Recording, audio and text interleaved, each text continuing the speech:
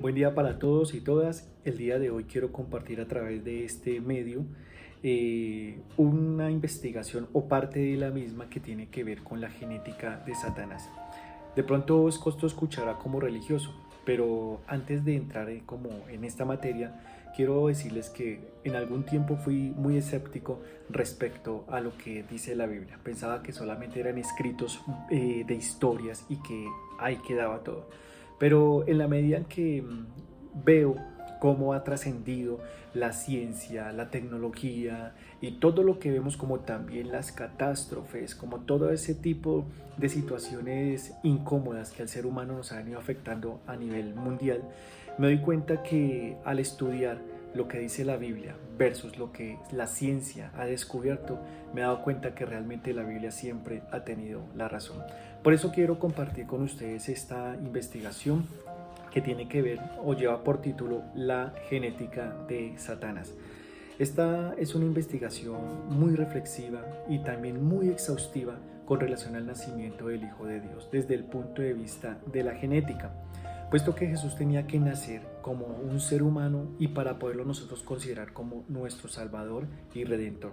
Además, antes del descubrimiento de las leyes de la herencia y de la genética, como fue hasta 1860 por Gregorio Mendel, quien comenzó a experimentar con chícharos, y fue hasta el 25 de abril de 1953 que el equipo científico de James Watson y Francis Crick anunciaron a la revista Nature la descripción de la estructura del ácido desoxirribonucleico, que es más conocido por sus siglas como el ADN.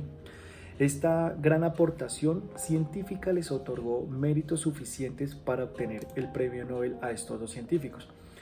Y es cuando venimos a la Biblia y descubrimos que este libro, que fue escrito en unos 1500 años más o menos por 40 autores que no se conocían entre sí, nos damos cuenta que todo lo que la ciencia ha comenzado a descubrir en estos últimos 20 siglos hacia acá, solamente han podido concluir que lo que dice la Biblia siempre ha tenido la razón. En otras palabras, las evidencias y la información científica de la Biblia es más antigua que la química moderna, la física, la antropología, la arqueología, la genética, la literatura, la poesía y cualquier disciplina académica que nosotros queramos mencionar. Este estudio está soportado en el primer libro de la Biblia, en el Génesis capítulo 3, verso 15, que dice lo siguiente: y pondré enemistad entre ti y la mujer, y entre tu simiente y la simiente suya. Esta te herirá en la cabeza y tú le herirás en el calcañar. Recordemos que en este verso hay una promesa, que la semilla de la mujer iba a herir o iba a aplastar la semilla de Satanás, y que la semilla de Satanás iba a lastimar o iba a hacer tropezar la semilla de la mujer. Y cuando comenzamos a estudiar más detalladamente Génesis 3:15 bajo el microscopio, recordemos que la semilla no la trae la mujer, sino el hombre, porque la palabra simiente ahí en Génesis 3:15 es la palabra hebrea sera con Z, que se tradujo a semilla, pero en el griego traduce a esperma. Ahora, cuando vemos en el Nuevo Testamento la palabra la semilla de Dios o la semilla de Abraham, es la palabra griega esperma. Entonces nos damos cuenta que se anuncia o se profetiza el nacimiento virginal de Cristo, porque es el hombre quien trae la semilla. La semilla o esperma se la damos nosotros los hombres a la mujer. La mujer la recibe esa semilla, o sea, el esperma del hombre fecunda el óvulo de la mujer y comienza a producirse el cigoto. Y esos 23 cromosomas del varón se unen con los 23 cromosomas de la mujer para formar un embrión. Y la información genética del varón y de la mujer se unen para comenzar a desarrollar lo que se conoce como el ser humano. Por otro lado, también vemos que surge la frase hijos de Dios, que se refiere solo a quienes reciben a Cristo como Señor y Salvador, según Juan 1:12. En otras palabras, no todos los seres humanos son hijos de Dios, ni hijas de Dios. Por lo tanto, no podemos llamar hermano a una persona o hermana que no sean hijos de Dios. Claro está que nuestros hermanos en la carne, nacidos de papá y mamá, es otra cosa totalmente diferente. Pero decir que los musulmanes, que los católicos, que los mormones, que los practicantes de alguna religión son mis hermanos, no es verdad. No somos hermanos, somos criaturas de Dios. Pero cuando alguien recibe a Cristo y el Espíritu Santo entra a su vida, esa persona entra a formar parte de la familia de Dios, y por eso nos llamamos hermanos y hermanas, porque tenemos a Jesucristo, su bautismo y su Espíritu, y eso nos hace una familia en Cristo. Entonces, dicho esto, somos hijos de Adán por nacimiento de papá y de mamá, porque hemos heredado el código o información genética distorsionada por el pecado de nuestros primeros padres. ¿Y qué fue lo que se perdió cuando el ADN de Adán se cambió por el pecado? Se distorsionó el conocimiento de Dios. La raza humana anda sin este conocimiento, pero como traemos la imagen de Dios entre nosotros, internamente sabemos que hay algo más allá que trasciende al ser humano y que no puede ser de este mundo material. Por ejemplo, los egipcios enterraban a sus muertos y les ponían comida, su espada, sus joyas, porque algo les decía entre sí que había otra vida más allá y que la comida y la espada y las joyas los iban a necesitar. Y así pasó con los chinos, así pasó con los sumerios, con los babilonios, los medos, los persas, los griegos, los romanos. Y podemos recorrer absolutamente todas las culturas de la humanidad para descubrir que todos tenían una conciencia del más allá. Pero como no sabemos realmente si es un Dios o quién es Dios o qué es lo que está pasando, es cuando inventamos las famosas religiones. ¿Y qué son las religiones? Todas las religiones son un camino para sustituir el sendero de la salvación de Dios en el cristianismo. Ahora, quiero aclarar algo. El cristianismo no es una religión, es una relación personal, viva, dinámica y orgánica con el Hijo de Dios. Tú puedes ser religioso sin ser cristiano. Puedes ir a una iglesia bautista, presbiteriana, católica, mormona, de los testigos de Jehová, llámese como se llame, musulmán, del Corán, judaica o como tú la quieras llamar, sin tener al Salvador en tu vida. Entonces, cuando tú tienes a Cristo, el Salvador, en tu vida y dejas los sistemas humanos religiosos, entras a una familia que se llama el cristianismo. Aclarado este punto, vamos a ver algo bastante profundo. Porque la Biblia en el Antiguo Testamento menciona la frase hijos de Dios, y esta frase le correspondía solamente a los ángeles. En el Nuevo Testamento, cuando la frase hijos de Dios se le atribuye a los que reciben a Cristo. En otras palabras, antes de Cristo no existían los hijos de Dios, que somos todos nosotros. No aparecía la iglesia por ninguna parte. La iglesia nace en Pentecostés, cuando somos bautizados por el Espíritu Santo, y el Espíritu Santo nos funde, nos amalgama, como lo dice 1 Corintios 12:13, en el cuerpo de Cristo. En el momento que tú recibes a Cristo, recibes la conversión, la regeneración, el sello del Espíritu Santo y el bautismo del Espíritu Santo.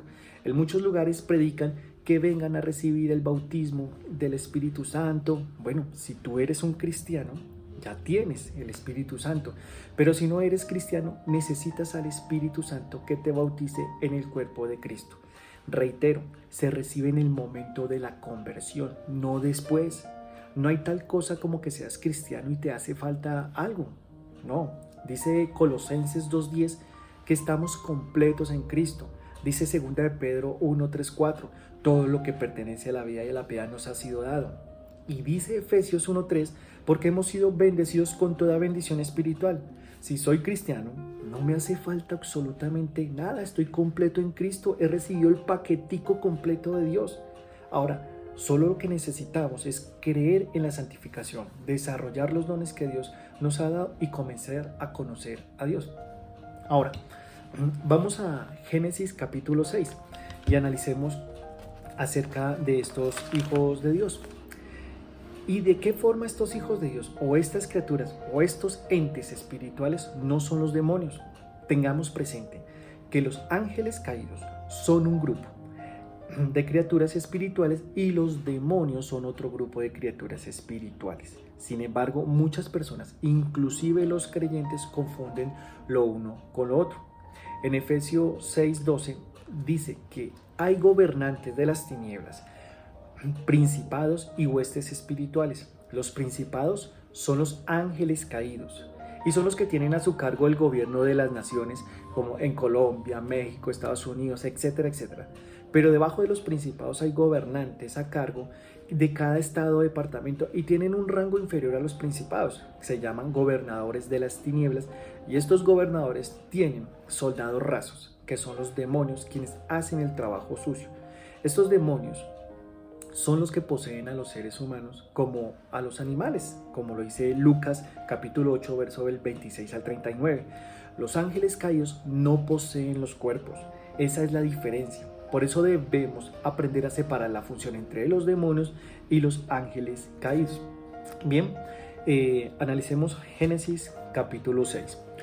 Aconteció que cuando los hombres comenzaron a multiplicarse sobre la faz de la tierra, les nacieron hijas, que viendo los hijos de Dios, que corresponde a los no seres humanos, y se les nombra o se les coloca tanto etimológica como teológicamente como hijos de Dios.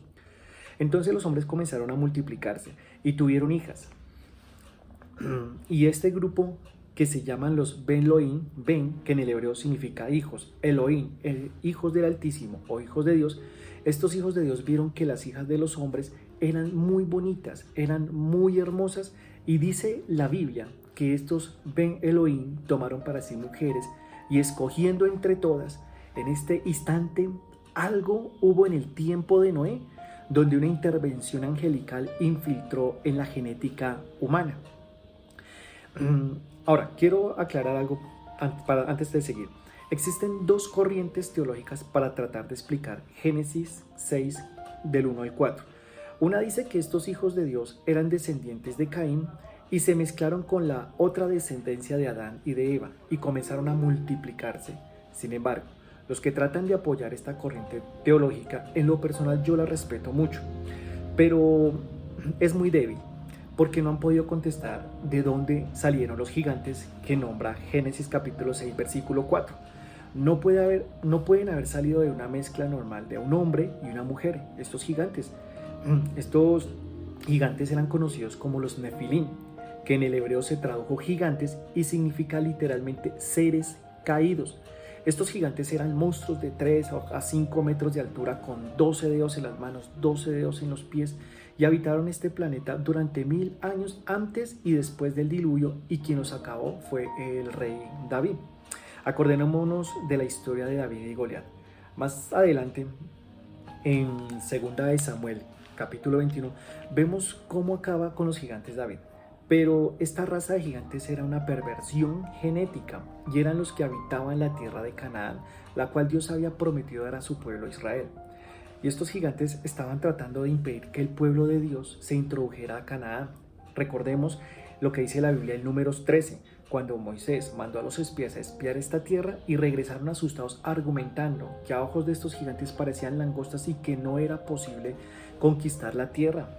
Les tuvieron mucho miedo estos gigantes, pero Josué y Caleb, que fueron dos de los 2 espías que envió Moisés, dijeron que pueden ser grandotes, pueden ser gigantes, lo que sea, pero más grande es Dios que servimos, y gracias a ellos solo Josué y Caleb y toda esa generación que nació en el desierto pudieron entrar a la tierra prometida. Ahora veamos que gracias al descubrimiento de la genética podemos darnos cuenta por qué los que se oponían a que hubo una infiltración angelical con los hombres decían y citaban lo que dice la Biblia en Mateo capítulo 22, donde Cristo dijo que los ángeles no se casan ni se dan en casamiento. Entonces muchos decían, bueno, los ángeles no pueden mezclarse con las mujeres, etcétera, etcétera, solo porque Jesucristo dijo que ni se casan ni se dan en casamiento. Sin embargo, cuando estudiamos la Biblia, podemos descubrir claramente con la investigación genética que Satanás y los demonios tienen el acceso a la dimensión espiritual en la que nos encontramos los seres humanos. Estas criaturas espirituales, ángeles y demonios, viven fuera de las 4 dimensiones: altura, profundidad, anchura. Y hay algo curioso, Albert Einstein en 1905 más o menos comenzó a exponer lo que es la teoría de la relatividad y propuso la cuarta dimensión, que es el tiempo, en su famosa fórmula E igual a mc al cuadrado. Bien, vivimos en un mundo de 4 dimensiones y estos ángeles pueden entrar a nuestro universo y materializarse, pueden cobrar una forma humana, pueden comer, caminar, pueden ser vistos y confundidos con nosotros los seres humanos. Ahora, la Biblia nos muestra en el Nuevo Testamento cuando Cristo vino a redimirnos y a morir por nuestros pecados, que antes de ir a la cruz, lo primero que hizo al iniciar su ministerio fue declararle la guerra al mundo espiritual invisible, a los ángeles caídos y a los demonios. Hechos 14, 3 al 8. Cristo vino a deshacer las obras de Satanás. Los escritos se enfrentan a estos demonios y descubrimos en los evangelios que estos demonios pueden entrar en el cerebro del ser humano y manipularlo a su voluntad. Recordemos el caso, por lo menos el endemoniado Gadareno, que tenía una legión de demonios que es el equivalente a 6.000 demonios dentro de él. Si nos damos cuenta, los tenían en los músculos porque le daban una fuerza sobrenatural. Los tenían en los nervios ópticos, se le metieron ahí los demonios y todo el cuartel general de estos demonios habitaban en ese cuerpo. Se puede decir que del cerebro del cuerpo humano, que el hemisferio derecho controla la parte izquierda de nuestro cuerpo y el hemisferio izquierdo controla la parte derecha de nuestro cuerpo. Entonces estas criaturas tienen acceso al ser humano, al hígado, a los pulmones, a las cuerdas vocales, a los oídos, a nuestros ojos, a nuestro estómago, a nuestro corazón. Además, tienen el acceso directo al código genético humano. Entonces, como sucedió aquí en Génesis capítulo 6, hubo una perversión genética que alteró la genética humana de las mujeres y un grupo híbrido que comenzó a nacer de gigantes de 3 a 5 metros de altura, con 12 dedos en las manos, 12 dedos en los pies, y eso eran los que mencionaba hace un momento, los llamados Nefilim. Muy bien, ahora quiero que entremos a estudiar un poco acerca de esta dimensión espiritual para que entendamos que no estamos solos, que no son los ovnis, ni apariciones, ni la Virgen que se aparece en un buñuelo o en la base del cuncho de un café, ni en un árbol, y mucho menos que oigo ruidos en la casa y siento que alguien me está diciendo que me mate o que haga algo en particular. Estamos rodeados de criaturas espirituales con el propósito de atormentarnos, de crear paranoias, esquizofrenias, doble, triple o cuádruple personalidad en el ser humano, además de provocar celos y envidias entre nosotros. Tratar de que nos destruyamos unos a otros, pero más que cualquier otra cosa, lo que más les interesa a estos demonios es despertar el odio en nuestro corazón hacia nuestros semejantes, hacia tu papá, hacia tu mamá, tus amigos, hacia la autoridad, hacia muchas personas. El odio es la antítesis del amor. Cristo vence con el amor el odio y ese odio es el que Cristo vino a conquistar con su muerte en una cruz. El hecho de que la vida nos revele que los demonios pueden poseer cuerpos humanos y animales y que los ángeles pueden materializarse y alterar la genética es un concepto aún por los cristianos difícil de aceptar. En lo personal, conozco cantidad de iglesias y muchos cristianos que no creen ni siquiera que los demonios puedan seguir vivos en este siglo XXI, piensan que solo existieron en el tiempo de Cristo, pero la realidad es que están vivitos y coleando y están más agresivos y más hostiles que hace 2000 años atrás, porque saben que el tiempo se acerca para que Cristo los venza y sean encerrados para siempre en el abismo. Veamos primero que todo la necesidad de definir algunos términos. Comencemos con nuestra dimensión física material visible. Todos los organismos vivos estamos compuestos de átomos de carbono. Somos terrenales porque venimos del polvo de la tierra, físicamente, como lo dice Génesis capítulo 3, verso 19. Y desde la perspectiva científica, la ciencia ha descubierto que el cuerpo humano tiene yodo, magnesio, azufre, flúor, etcétera, etcétera. 19 elementos químicos posee el cuerpo humano y son los 19 elementos químicos que posee la tierra. Y además, el cuerpo humano posee 4 gases, nitrógeno, hidrógeno, carbono y oxígeno. Y son los 4 gases que contiene el polvo de la tierra. Sorprendente, ¿cierto? Así que físicamente valemos menos que 1.000 pesos colombianos. Si pudiéramos pesar el carbono que traemos, el oxígeno, el yodo, el azufre, el magnesio y el flúor y los demás elementos químicos que tenemos nosotros, casi no valdríamos nada. Es como decir, a modo de ejemplo, un CD que cuesta alrededor de 2.000 pesos colombianos. ¿Qué es lo que le da valor al CD? La información que trae adentro, ¿verdad?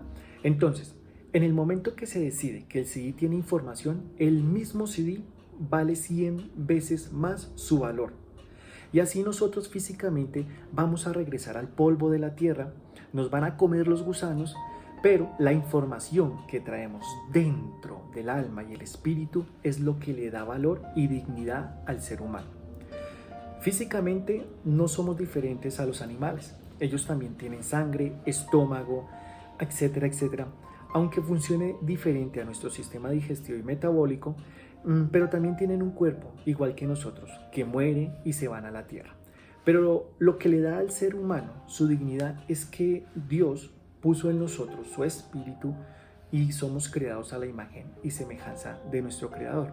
Ahora, en la dimensión espiritual, invisible, no material, la composición de las criaturas es totalmente diferente. ¿Qué es un espíritu? Bien, todos creen que un espíritu es como el fantasma Gasparín y que este anda por ahí con una sábana blanca y nada por dentro. Y eso pasa porque hemos adoptado este concepto de los espíritus en contraste con nuestra dimensión física visible terrenal. Los espíritus no están sujetos a nuestras leyes físicas. Los espíritus no están sujetos a la gravitación, a las fuerzas nucleares, ni están limitados por la composición molecular atómica de la materia del universo, del espacio, o la materia y el tiempo. En otras palabras, nosotros no podemos atravesar las paredes. Los espíritus, los ángeles caídos y los ángeles de Dios y los demonios sí pueden atravesar las paredes porque la composición atómica de sus cuerpos es diferente a la de nosotros. Por ende, no podemos salir de nuestro cuerpo y estamos prisioneros dentro de un cuerpo hasta el día de nuestra muerte. Solo hasta que muramos, nuestra prisión, que es este cuerpo, se va a abrir y vamos a salir del mismo y vamos a formar parte de este mundo espiritual donde ya no vamos a morir nunca y donde vamos a poder tener las mismas capacidades de atravesar las paredes, seguir comiendo y otras muchas cosas más. Pero no seremos ya limitados a la fuerza de la gravedad, las fuerzas nucleares y demás poderes de la incorrupción. Veamos, por ejemplo, que si sin código, sin que tengamos que abrir el Génesis capítulo 18, Abraham está en un árbol sentado y de repente se le aparecen 3 ángeles. Uno de ellos era Jehová y cuando comienzan a caminar hacia él, reconoce que era Dios, que era el Hijo de Dios en el cuerpo material con 2 ángeles juntos.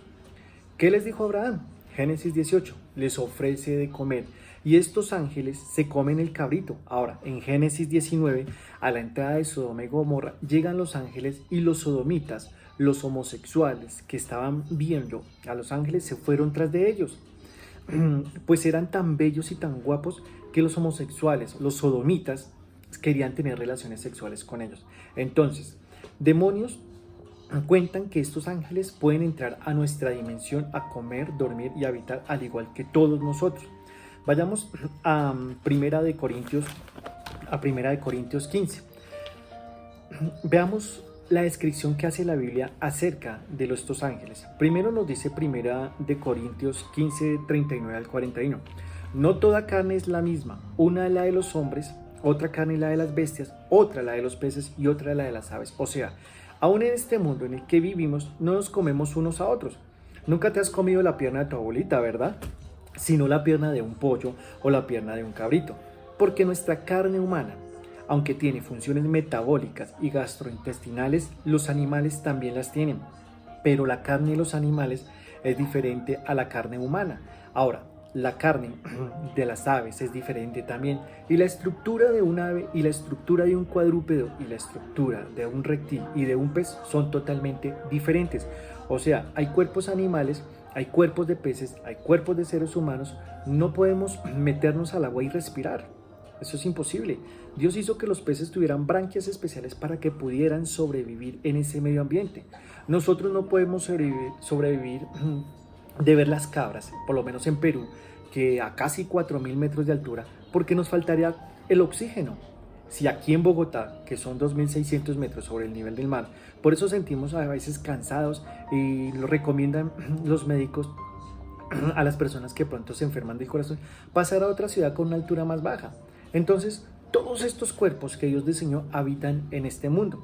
Y en el versículo 40, y hay cuerpos celestiales, como el de los ángeles. Sin embargo, los demonios perdieron sus cuerpos. Los demonios, a diferencia de los ángeles caídos, habitaron tal vez en este mundo antes que nosotros. Eran criaturas que no describe la vida como eran realmente. Lo único que sabemos es que en un momento Cristo se enfrenta con un endemoniado y dice la Biblia del Evangelio de Lucas que cuando los demonios salieron de su casa, así la llaman los demonios a los cuerpos humanos, sus casas, salieron de este cuerpo humano y cuando regresaron a esa casa la encontraron barrida y no la encontraron llena. O sea, es el caso de aquella persona que viene a la iglesia, oye la palabra, qué bonita, me gustó la palabra que dijeron, pero no invitó a Cristo a que llenara su cuerpo, porque el cuerpo es el templo del Espíritu Santo de los cristianos. Entonces, este demonio, dice el Evangelio de Lucas 11, del 24 al 26, va y toma otros 7 espíritus peores que él, se los trae y entran en ese cuerpo, y esta persona se vuelve peor de lo que era antes de haber escuchado la palabra de Dios. En segunda de Pedro 2 dice, más les valió que después de haber oído y tenido el conocimiento de Dios, haber regresado como el puerco regresa al lodo y el perro regresa al vómito. ¿Cuántas personas que leen, ven, escuchan a través de la televisión, del internet, de la radio y han venido a escuchar la palabra de Dios y les ha gustado? Hay muchas, pero no la han invitado, no han invitado a Cristo, no han cambiado sus vidas. Algo te puedo decir, si te tardas más, tu estado va a ser peor que antes que escucharas la palabra de Dios, porque van a reforzar los demonios tu vida y van a entrar a tu vida para que sea cada vez más difícil y te endurezcas más ante el poder de la palabra de Dios. Entonces, estos demonios, dice la Biblia, que cuando se salieron de esta persona que narra Jesucristo, andaban buscando lugares secos donde descansar, porque no descansan más que dentro de nosotros. O dentro de los animales también. Y es interesante que la palabra secos significa sin agua.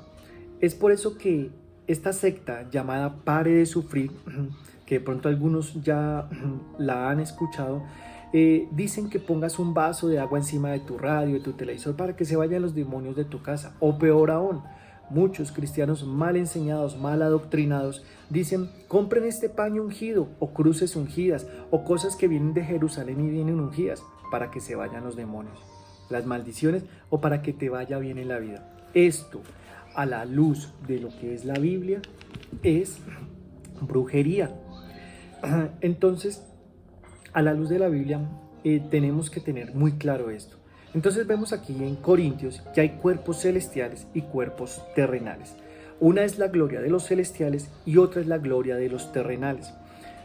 Citaré algunos versículos para mostrarles cómo interactúan estas criaturas espirituales en la dimensión humana. Vayamos a Génesis 19:1. Dice, llegaron pues los 2 ángeles a Sodoma a la caída de la tarde, y Lot estaba sentado a la puerta de Sodoma, y viéndolos Lot se levantó a recibirlos y se inclinó hacia el suelo. Aquí se concluye que estas criaturas adquirieron forma humana, como también se puede corroborar en 2 de Samuel 24:17, y David dijo a Jehová cuando vio el ángel que destruía al pueblo. Estos ángeles tienen acceso y tienen la capacidad de matarnos, de destruir seres humanos. En Primera de Reyes 19:5, y echándose debajo del enebro se quedó dormido, y luego un ángel le tocó. Estas criaturas pueden tener acceso a nuestro cuerpo, y cuando nos tocan no atraviesan nuestro cuerpo, nos tocan y palpan algo sólido. Cuando Cristo resucitó de los muertos se acercó a Tomás y le dijo, ven, pon tus manos en mis manos y mete tu mano en mi costado. Y cuando Tomás puso las manos en las manos de Cristo, no a través de las manos de Jesucristo, Tomás tocó algo sólido. Los cuerpos espirituales se pueden materializar y desmaterializar a la voluntad. pueden tocar y se pueden hacer invisibles al mismo tiempo. En Daniel 6:22 dice: mi Dios envió su ángel y el cual cerró la boca de los leones. Estos ángeles pueden cerrar la boca de los leones, pueden taparle la boca a una serpiente para que no te pique, pueden detener un elefante si lo quieren, y tienen acceso a nuestro mundo. En Hechos, capítulo 5, verso 19, un ángel abrió las puertas de prisión y lo sacó. Un ángel tiene el poder de romper cadenas. No hay puerta que no puedan atravesar o que no puedan abrir. Pedro se encontraba prisionero y fue un ángel mandado por Dios y rompió las cadenas, abrió la puerta de la prisión y sacó a Pedro de la mano. Y en 2 Corintios 11:14, y no es maravilla porque el mismo Satanás se disfraza como ángel de luz. Satanás puede cambiar de forma, puede presentarse como un artista de cine, se puede presentar como algo bello, con vestido blanco, con cara de Osama Bin Laden, porque este personaje tiene cara de santo. Si tú ves las fotos, tiene cara de que no rompía ni un plato. ¿Quién se puede imaginar que detrás de esa cara se encontraba una mente criminal y terrorista? Y de esta manera hay cualquier cantidad de personas que se acercan a nuestras vidas con caras de santos y pueden ser satánicos. Por esa razón no debemos confiar en las apariencias, ya que las mismas engañan. Cuando Dios mandó a buscar a David, llegó su papá con el profeta Samuel. Y el profeta comenzó a buscar a David. Recordemos que David tuvo 7 hermanos y le trajeron a los más guapos, a algunos con cara de Brad Pitt, otros con cara de John Travolta, y así con cada uno de ellos. Pero todos fueron descartados hasta que llegó el 8º hijo, quien fue David, a través de las ovejas y todo sucio, todo sudado, todo maloroso. Entonces David era el escogido de Dios. Entonces podemos ver que los hombres miran siempre lo de afuera. Dios siempre mira el corazón. Reitero, las apariencias engañan y un mundo de apariencias donde las caras que tú ves no son lo que realmente son en su corazón. Es cuando debemos reconocer que necesitamos al Espíritu de Dios dentro de nosotros, ya que de esta manera podremos discernir y distinguir los espíritus que se acercan a nuestras vidas, a engañarnos, a tendernos trampas, a desviarnos del camino. Por eso tenemos que estar llenos siempre del Señor, porque las apariencias a nuestro alrededor engañan. Muy bien. Una vez que veamos esto, podemos ir a 1 Corintios capítulo 10, verso 1 al 4. Y vemos algo sumamente asombroso. Estamos estudiando la naturaleza de estas criaturas y ya vimos que pueden materializarse y se pueden desmaterializar en nuestra dimensión. Y dice la Escritura: porque no quiero, hermanos, que ignoréis que nuestros padres todos estuvieron bajo la nube y todos pasaron el mar, y todos en Moisés fueron bautizados en la nube y en el mar, y todos comieron el mismo alimento espiritual y todos bebieron la misma bebida espiritual, porque bebían de la roca espiritual que los seguía, y la roca era Cristo. Analicemos. Comían alimento espiritual. Mira esto tan maravilloso.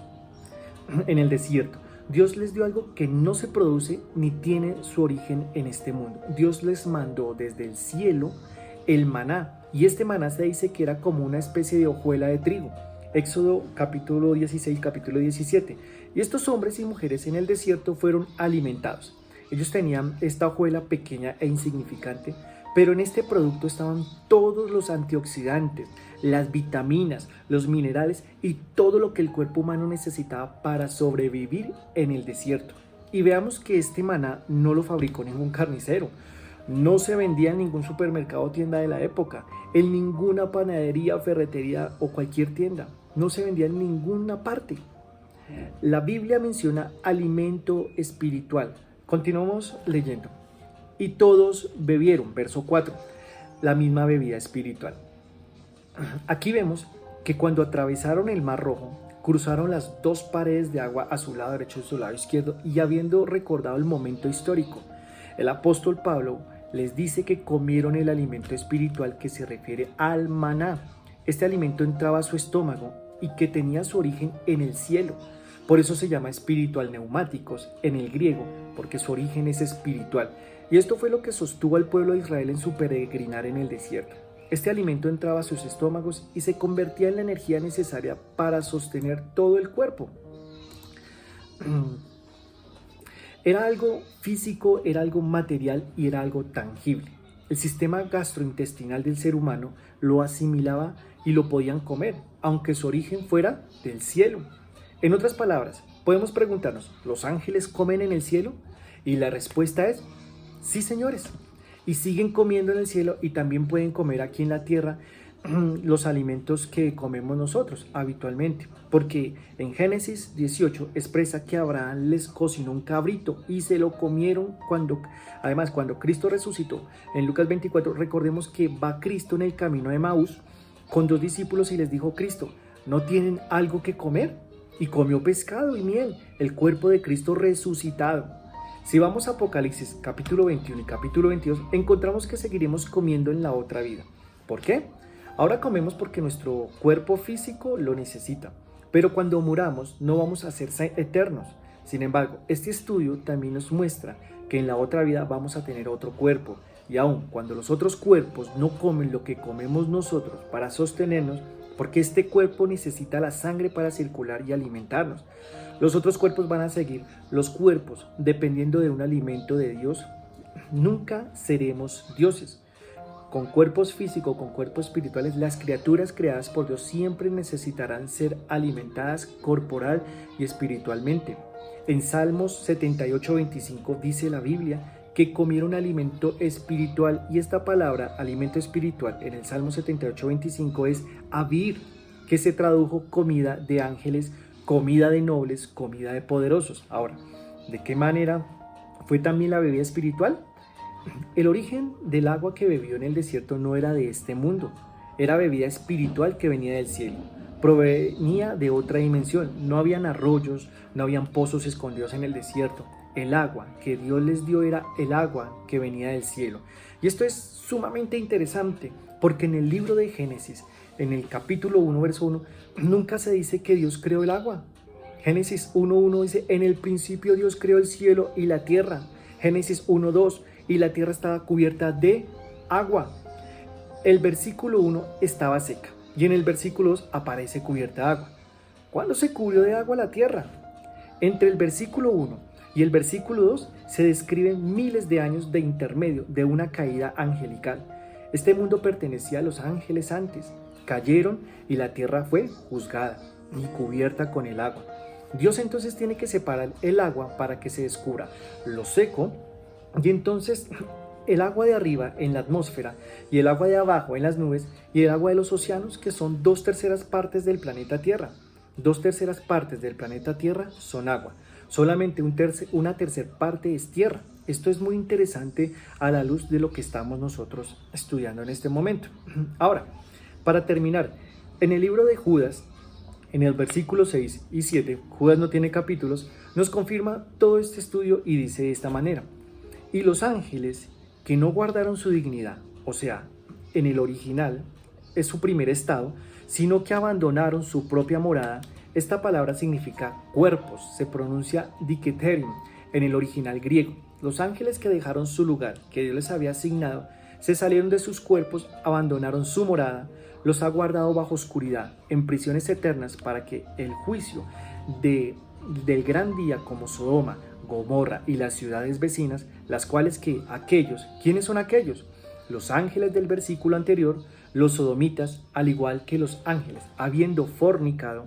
Solamente les muestro lo que dice la Biblia. Los que tienen otra versión del Génesis 6, que cómo los ángeles se pueden meter, pues la Biblia dice que los ángeles fornicaron y se fueron en vicios en pos de vicios contra natura. Fueron puestas, por ejemplo, sufriendo el castigo del fuego eterno, y nos damos cuenta que de alguna forma los ángeles se pueden materializar y pueden inclusive crear lo que se conoce como incubos, o sea, hacerle creer a una mujer que tiene relaciones con alguien dormida y puede inclusive ser embarazada. Pueden alterar la genética y pueden de alguna forma influir en los espermas del varón. Y es sumamente interesante, esto ya para culminar, porque hemos descubierto que en los últimos 15 o 20 años hacia acá, que muchos varones que sufren de impotencia sexual es por una maldición, por tratar mal a las mujeres, y van al ginecólogo, y van aquí, y van allá, intentan con Viagra para mejorar su situación, cuando muchas veces la causa de la impotencia sexual en el varón es como una maldición espiritual que Dios ha permitido. Porque de pronto maltrataste a tu mamá, a tu esposa o a tu novia antes de casarte, o la sigues maltratando aún siendo casado.